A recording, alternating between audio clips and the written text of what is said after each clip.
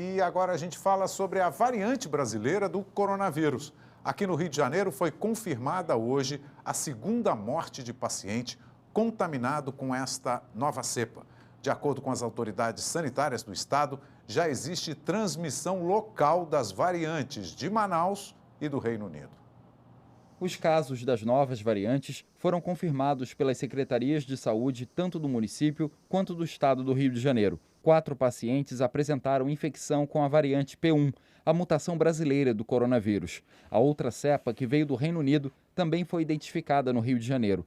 Com a exceção de um paciente que veio de Manaus, os demais casos da mutação brasileira no Rio não foram importados, ou seja, ocorreram por transmissão local. Um homem de 55 anos infectado com a nova variante do coronavírus morreu na Baixada Fluminense. Ele morava em Belfor Roxo e ficou internado em Nova Iguaçu.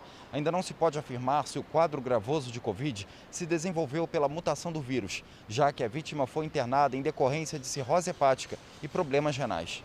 O paciente que veio de Manaus com a variante brasileira também não resistiu. Ele estava internado no Hospital Federal do Servidor, no Rio.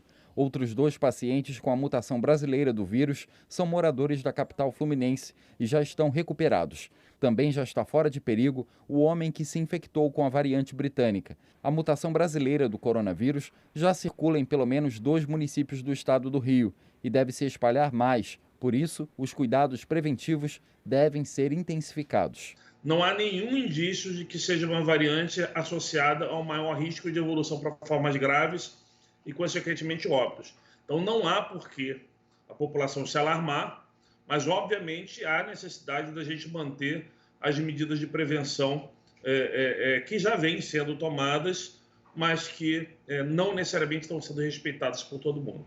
Além das medidas anunciadas desde o início da pandemia, a vacina se torna ainda mais necessária pela maior propagação das novas variantes.